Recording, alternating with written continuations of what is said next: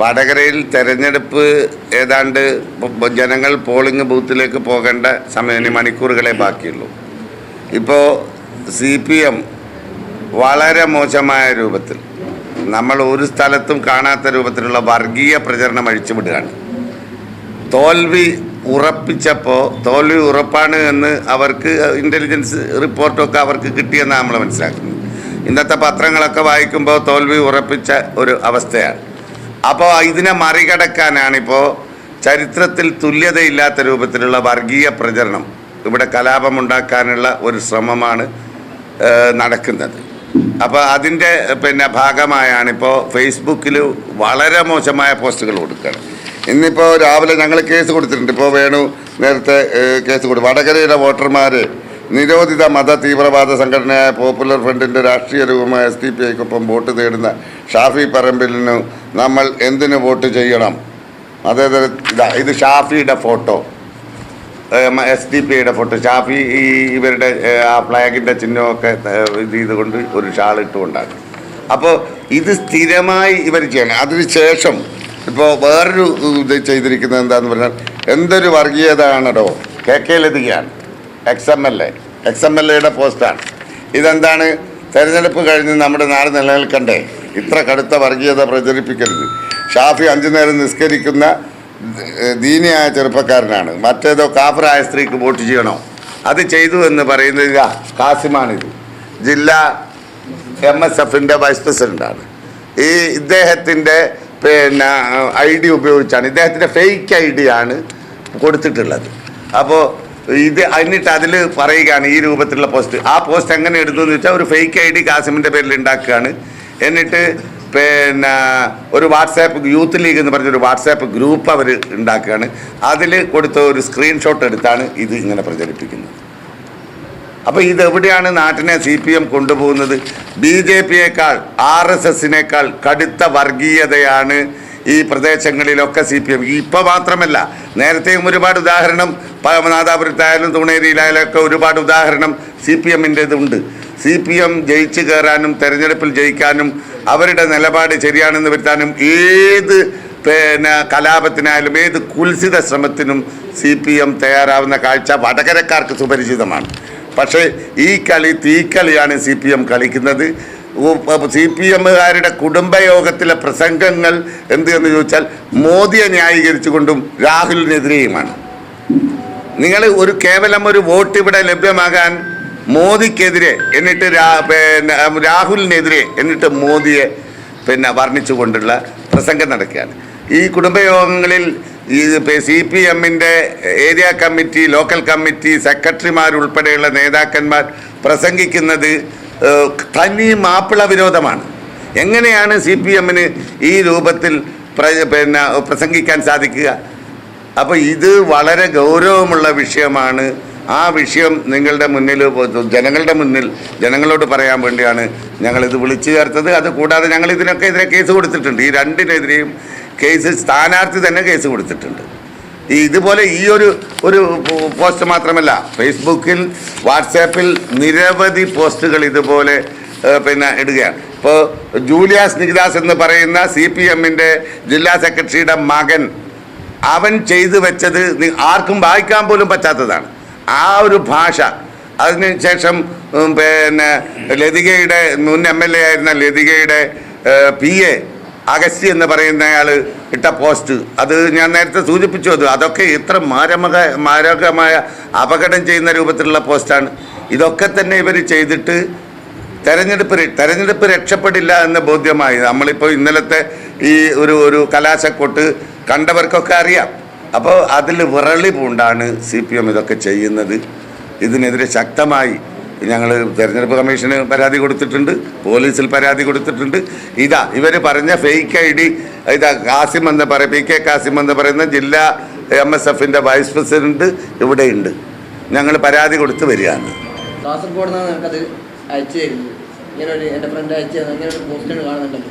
അപ്പം ഞാൻ നോക്കിയപ്പോൾ എൻ്റെ ID, എൻ്റെ ഫോട്ടോ ഉപയോഗിച്ചുകൊണ്ട് 2 പേരാണ് അതിലുള്ളൂ എന്നാണ് തോന്നുന്നത്. നിങ്ങൾ ആ വാട്സപ്പ് പേജ് നോക്കിയാൽ നിങ്ങൾക്കറിയാം. ഇതിലാണ് എന്താക്കുക അക്ഷരങ്ങൾ വരാറ്. അതിൽ അഷറഫ് എന്നുള്ള ഒരാളെ കഴിഞ്ഞിട്ട് PK മുഹമ്മദ് കാസിം എന്നുള്ള അക്ഷരമാണ് പി ആണ് തുടങ്ങുന്നത്. അപ്പോൾ അതിൽ പോലും എന്തുണ്ട് കൃത്യമായിട്ട് നമുക്ക് വ്യാജമാണ് എന്ന് മനസ്സിലാകുന്നുണ്ട്. 2 പേരെ മാത്രമാണ് അതിൽ ഗ്രൂപ്പിൽ ആഡ് ചെയ്തിട്ടുള്ളത്. എന്നിട്ട് എന്താക്കാണ് അവർ തന്നെ എൻ്റെ പ്രൊഫൈല് FB എടുത്തിട്ട് അത് സ്ക്രീൻഷോട്ടോ അങ്ങനെ എടുത്തിട്ട് എന്താക്കാണ് എൻ്റെ പേരിൽ വേറെ നമ്പർ വെച്ചുകൊണ്ട് ID ക്രിയേറ്റ് ചെയ്തിട്ടാണ് ആ വാട്സപ്പ് ഗ്രൂപ്പിലേക്ക് എൻ്റെ പേരിലായിട്ട് എന്താക്കുന്നത് അത് ഷെയർ ചെയ്യുകയും അങ്ങനെ ഒരു പോസ്റ്റ് ഉണ്ടാക്കി ഷെയർ ചെയ്തിട്ടുള്ളത് നൽകി. ജോലി ഉറപ്പാക്കി പഠനം തുടങ്ങാം. Satori educational training and consultancy near head post office Edodi Vadakara. ഞങ്ങൾ ഈ വടകര ഇവർ ഏതെങ്കിലും രീതിയിൽ നടക്കുന്ന വർഗീയ പ്രചരണം കൊണ്ട് തോറ്റുപോകും എന്ന ഭയം കൊണ്ടല്ല ഈ പത്രക്കാരെ ഇന്ന് കാണാൻ തീരുമാനിച്ചത്. കാരണം തെരഞ്ഞെടുപ്പ് കഴിഞ്ഞാലും നമ്മുടെ നാട്ടിലെ അന്തരീക്ഷം മതസൗഹാർദ്ദപര അന്തരീക്ഷം ഇവിടെ നിലനിൽക്കേണ്ടതാണ്. ഇപ്പോൾ കേരളത്തിൽ എല്ലാ മണ്ഡലങ്ങളിലും അതിശക്തമായ സർക്കാർ വിരുദ്ധ തരംഗം ആഞ്ഞടിക്കുകയാണ്. അത് തടഞ്ഞു നിർത്താൻ വേണ്ടിയുള്ള വലിയ ശ്രമത്തിൻ്റെയും ഗൂഢാലോചനയുടെയും ഭാഗമായിട്ടാണ് വർഗീയ പ്രചരണത്തിലേക്ക് CPM എത്തിയിരിക്കുന്നത്. ഇത് നിസ്സാരമായി കാണാൻ കഴിയില്ല. ഇതിലൊറ്റപ്പെട്ട ഏതെങ്കിലും CPIM അനുഭാവിയുടെ ബുദ്ധിയിൽ നുദിച്ചത് എന്ന അഭിപ്രായം ഞങ്ങൾക്കില്ല.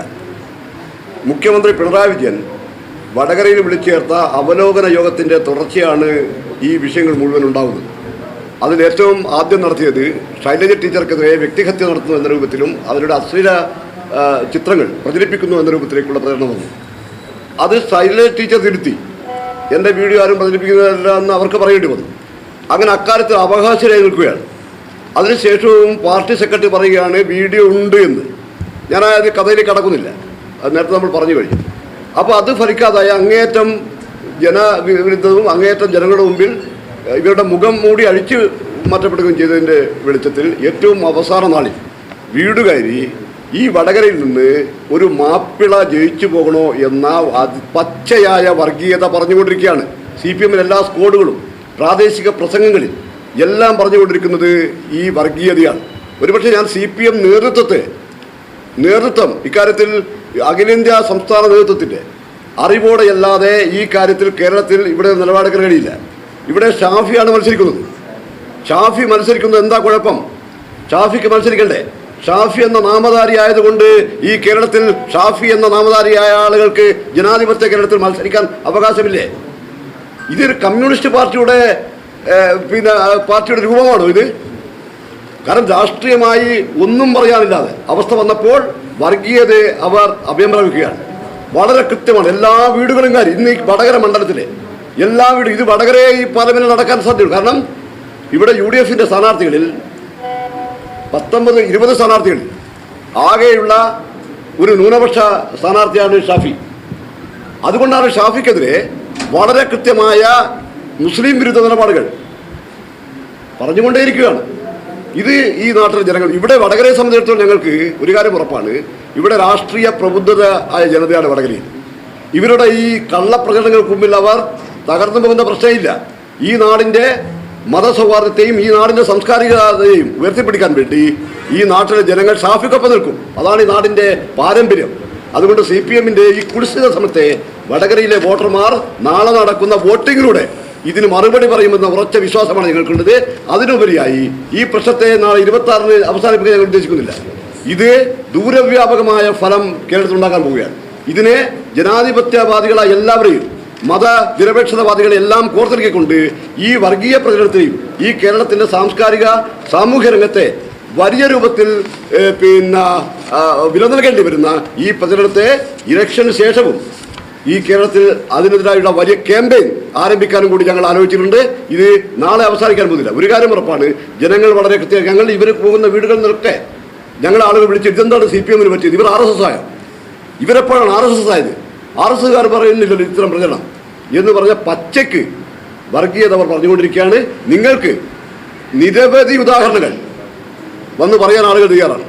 വ്യാജ പോസ്റ്റുകൾ വ്യാപകമായി പ്രചരിപ്പിക്കുക. അത് ചെറിയ ആളൊന്നുമല്ല, മുൻ MLA KK ലതിക ഉൾപ്പെടെയുള്ള ആളുകൾ അതിന് പിന്നിലുണ്ട്. ഇപ്പം രമയ്ക്കെതിരായിട്ടുള്ള വന്ന പ്രചരണം അതിന് കേസ് കൊടുത്ത് 2 പേരുടെ പേര് കേസെടുത്തു. എനിക്കെതിരായി വരുന്നു. അതുപോലെ ഇപ്പോൾ ഇവിടെ പറഞ്ഞു, കാസിം പറഞ്ഞു.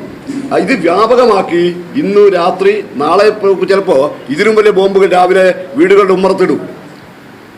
ഇത് സാധാരണ അതെ, ഇതിന് എന്താ പറയണ്ടേ, ആരുമില്ല, അഡ്രസ് ഇല്ലാത്ത ചില പ്രചരണങ്ങൾ നാളെ രാവിലെ വീടുകൾക്ക് മുമ്പിൽ എത്താനുള്ള സാധ്യത ഉൾപ്പെടെ അവർ അടിയറൊക്കെ നീക്കി കഴിഞ്ഞിട്ടുണ്ട്. ഇതിനൊക്കെ കണ്ണൊടിച്ച് പിന്നെ നിലപാടുകൾ ഈ വടകര മണ്ഡലത്തിലെ ജനങ്ങൾ വോട്ടിങ്ങിലൂടെ ഉണ്ടാക്കിയെടുക്കുമെന്ന കാര്യത്തിൽ തർക്കവുമില്ല. അതിനുശേഷവും നിയമപരവും രാഷ്ട്രീയവുമായി ഈ പ്രചരണത്തെ നേരിടാൻ വേണ്ടിയാണ് ഞങ്ങൾ തീരുമാനിച്ചിട്ടുള്ളത്. ഇതൊരു പൂഴിക്കടകൻ എന്തായിരുന്നാലും ഉണ്ടാവുക. തെരഞ്ഞെടുപ്പിൻ്റെ തലേ ദിവസം വടകര അറിയാവുന്നവർക്കറിയാം, ഒരു പൂഴിക്കടകൻ ലാസ്റ്റ് വരും. ഇവർ ജയം ഉറപ്പിച്ചു, എതിർ സ്ഥാനാർത്ഥി ഷാഫി ജയിക്കുമെന്ന് പോയപ്പോൾ ഒരാഴ്ച മുമ്പ് ഈ പൂഴിക്കടകൻ ഇവർ അറിയാതെ ഇട്ടുപോയത്. അതാണ് ഈ ഷാഫിക്കെതിരെ പരാതിയും പിന്നെ ഫേസ്ബുക്കും മോർഫിങ്ങും വീഡിയോ ഒക്കെ വന്നത്. അത് ഫലിച്ചില്ല എന്ന് കണ്ടപ്പോൾ ഇനിയിപ്പോൾ നേരത്തെ ഇവിടെ പറഞ്ഞതുപോലെ ഇനി പല രൂപത്തിലുള്ള എങ്ങനെയാണെന്ന് നമുക്ക് പ്രതീക്ഷിക്കാൻ പറ്റാത്ത രൂപത്തിലുള്ള പലതും ഇവർ ഇവിടെ കൊണ്ടുവരും. നിങ്ങളൊന്ന് മനസ്സിലാക്കേണ്ടത്, ഇപ്പോൾ ഷാഫി പോകുന്നിടത്തൊക്കെ ഉണ്ടായിരുന്ന ജനക്കൂട്ടത്തെ ഞങ്ങൾ ഒരു അവകാശവാദമായി ഞങ്ങൾ ഉന്നയിക്കുന്നില്ല. നിങ്ങൾ മീഡിയകളൊക്കെ കണ്ടതാണ്. രാത്രി 12 മണിക്കും 1 മണിക്കും ഹൈന്ദവ സഹോദരിമാർ കൈക്കുഞ്ഞുങ്ങളുമായി വന്ന് ഷാഫിയെ അനുഗ്രഹിക്കാനും ഷാഫിയെ കാണാനും പിന്നെ 80, 85, 90 വയസ്സുള്ള വൃദ്ധരായ സ്ത്രീകളും പുരുഷന്മാരും ഒക്കെ വന്നു. അതിൽ ജാതിയും മതവും ഇല്ലാതെ വന്നു. അവരൊക്കെ ഷാഫിക്ക് വേണ്ടി ഷാഫിയോട് സ്നേഹം കാണിച്ചുകൊണ്ട് വന്നത് ആ ഒരു വിഭാഗത്തെ ഒരു ഒരു ഒരു അരിയാഹാരം കഴിക്കുന്ന ആരെങ്കിലും ഇങ്ങനെ ഒരു പോസ്റ്റ് ഇട്ട് അവരെ പിന്നെ മറ്റൊരു രൂപത്തിൽ കാണുമോ? അപ്പോൾ ഇത് CPM വളരെ വളരെ കൃത്യമായി ആലോചിച്ച് അവരുടെ നേതൃത്വം ആലോചിച്ച്, ഏതെങ്കിലും ഇവരുടെ ലോക്കൽ പ്രവർത്തകരല്ല ഇത് ചെയ്തത്, നേതൃത്വം ആലോചിച്ചെടുത്ത തീരുമാനമാണിത്. നാടിനെ കലാപത്തിലേക്ക് നയിക്കുക എന്നുള്ള ഒരവസ്ഥ. ഞങ്ങൾ തോൽക്കുകയാണെങ്കിൽ ഇനി ആരും വേണ്ട. കാരണം ചിഹ്നം നഷ്ടപ്പെട്ടു പോകും എന്ന് പറഞ്ഞ് കരയുന്ന ഈ കരച്ചിലിൻ്റെ അവസാന ഇതാണ് ഈ നമ്മൾ കണ്ടുകൊണ്ടിരിക്കുന്നത്. അതെന്തുകൊണ്ടെന്ന് ചോദിച്ചാൽ, ഇവിടെ അറിയാവുന്ന ആളുകൾക്കൊക്കെ അറിയാം CPM എന്താണ് ചെയ്യാറ് എന്ന്. സാധാരണ തെരഞ്ഞെടുപ്പുകളിലൊക്കെ CPM പഞ്ചായത്ത് തെരഞ്ഞെടുപ്പിൽ, നിയമസഭാ തെരഞ്ഞെടുപ്പിലൊക്കെ മത്സരിക്കുമ്പോൾ എന്താണ് ചെയ്യുക. ഇപ്പം ഞാൻ മത്സരിക്കുമ്പോൾ, ഞാൻ കുറ്റ്യാടി മത്സരിക്കുമ്പോൾ ഫസ്റ്റ് ഇവർ ചെയ്തത്, എൻ്റെ കയ്യിൽ ഇപ്പോഴും ഉണ്ട് അതിൻ്റെ പേപ്പറും കാര്യങ്ങളും, ഞാൻ കേസ് കൊടുത്തതാണെന്ന്.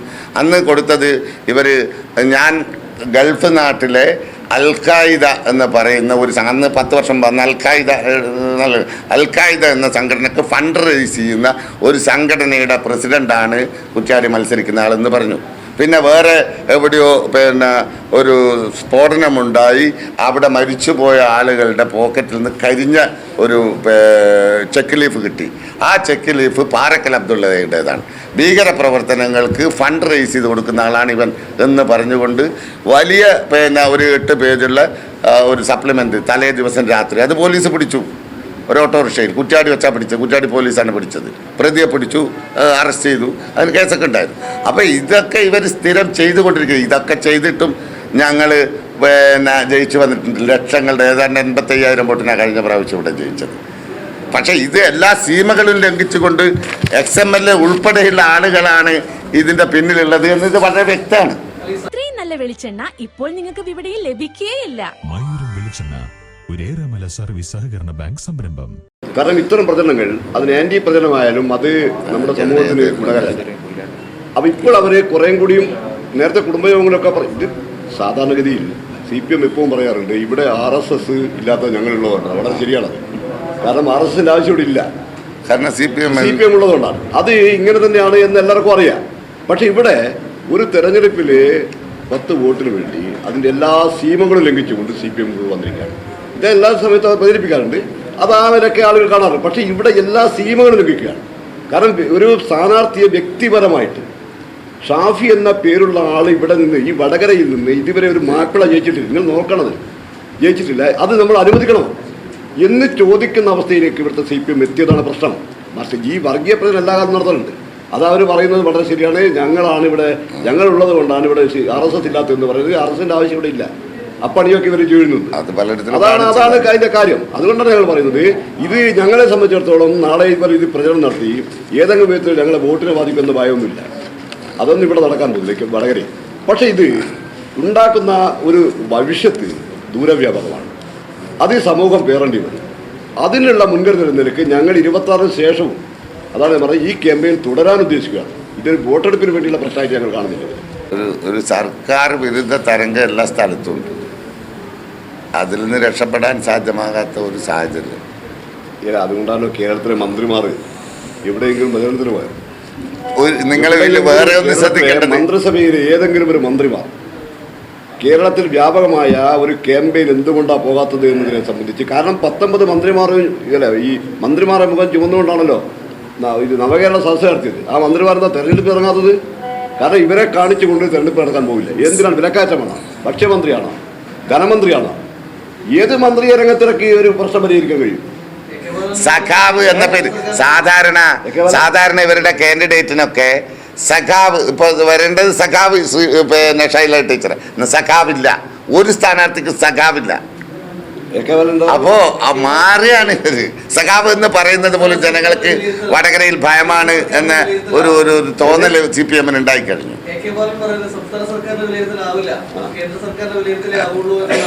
അതെ, അല്ല ഞാൻ അതുകൊണ്ട് തിരിച്ചു ചോദിക്കുന്നത്, ഏത് തെരഞ്ഞെടുപ്പിലും ഏതൊരു അവരെ പറയേണ്ടത് ഇവർ സംസ്ഥാനത്ത് നടക്കുന്ന തെരഞ്ഞെടുപ്പുകൾ സംസ്ഥാന ഗവൺമെൻറ്റിൻ്റെ നിലപാടുകൾ വിലയിരുത്തപ്പെടുമല്ലോ സ്വാഭാവികമായിട്ടും.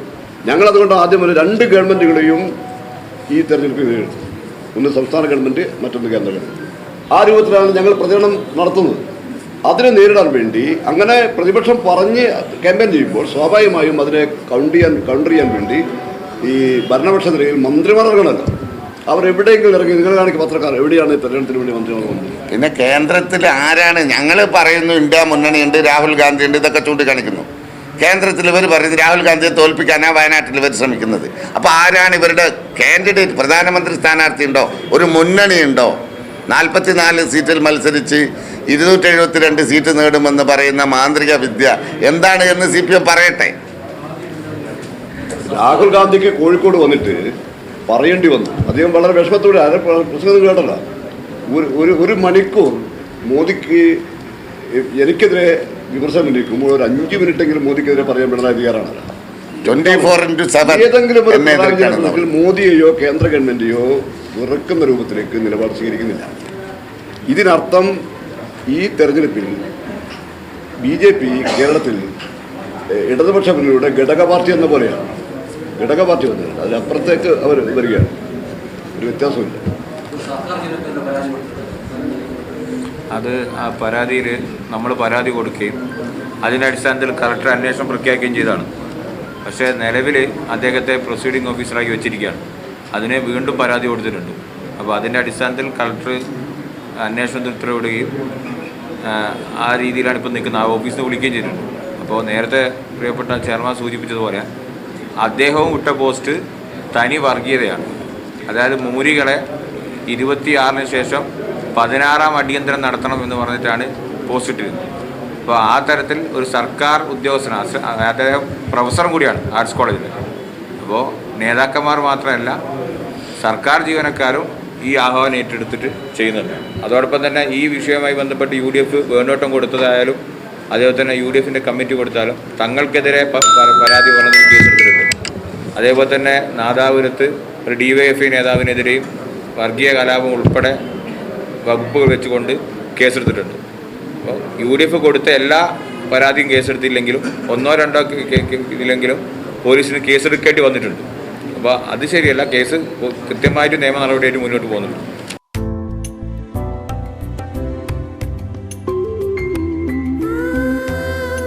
ഓരോ വിവാഹവും സ്വപ്ന സാക്ഷാത്കാരങ്ങളാണ്. ചിലത് മനോഹരമായ ഫെയറി ടെയിൽ പോലെ, മറ്റു ചിലത് കവിത പോലെ ഹൃദയം. ചില ഉറച്ച നിലപാടുകളുള്ള ചേർത്തുപിടിക്കലുകൾ, കടലോളം ഇഷ്ടം കാത്തുവച്ച പ്രണയ സാഫല്യങ്ങൾ.